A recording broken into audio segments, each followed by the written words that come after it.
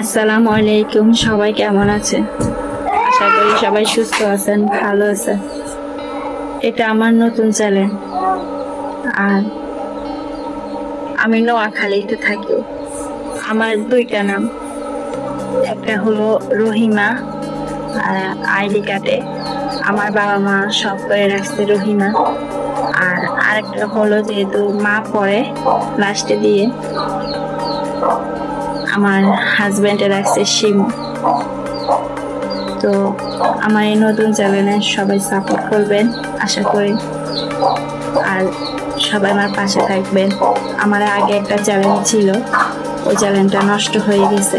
নষ্ট হয় নাই, কিছু ভুলের কারণে আমার মনিটাইজেশনটা অন হয় নাই। তারপরেও 3 মাসের সময় দিয়েছে, দেখি কি হয়।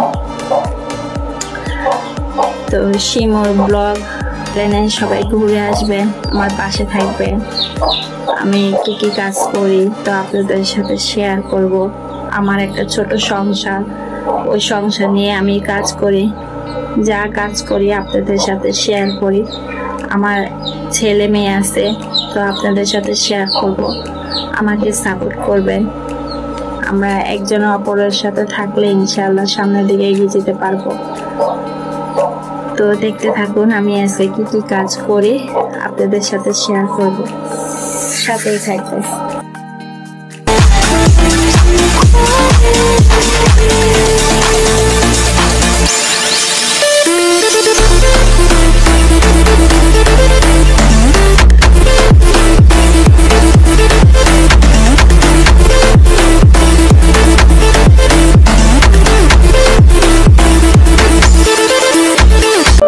আমার জানলার পাশে, যা আমার কিচেন রুমের পাশে পুকুর পাড়, দেখেন পরিবেশটা খুব ভালো লাগতেছে।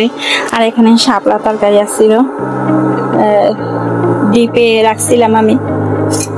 এখন যেগুলো গরম করে নিব, ভাত রান্না হয়ে গেছে, এগুলো গরম করে নিব। আর এই যে শাক ভাজি করব। সকালবেলায় খিচুড়ি রান্না করছিলাম, খিচুড়িটা সবাই মিলে খাইছি, এই যে এখনো রয়েছে। আসলে আমার শ্বশুর বাড়িতে না কেউ খিচুড়ি পছন্দ করে না, সবাই রুটি খায়। আমি কি প্রতিদিন রুটি না ভালো লাগে না। একদিন মনে করেন খিচুড়ি রান্না করলাম, একদিন অন্য কিছু নাস্তার আইটেম করলাম, কিন্তু আমার শ্বশুর বাড়ির লোকরা এটা পছন্দ করে না, ওনারা শুধু রুটি খেতে চায়। যাই হোক, সবার তো পছন্দ একরকম না। এই যে আমি এটা গরম করব, আর এই যে গুঁড়া মাছ রান্না করব। এই যে গুঁড়া মাছটা ভিজেছি, গুঁড়া মাছটা রান্না করব। তো সাথেই থাকবেন সবাই।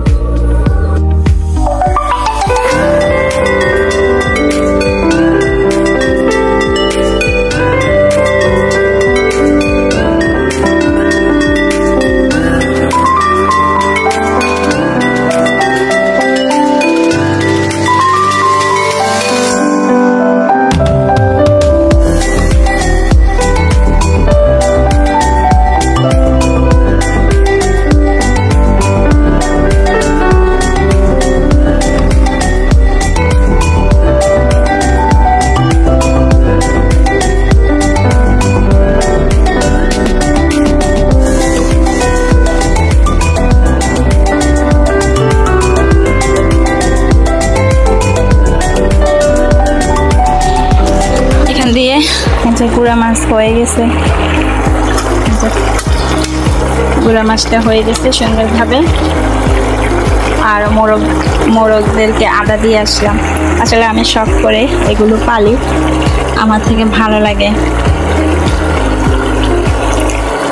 তো শাকটা হলে রান্না হয়ে যাবে। আজকে আর বেশি ভিডিও করি নাই, সবাই পাশে থাকবেন। এখানে বিদায় নিচ্ছি, আল্লাহ হাফেজ।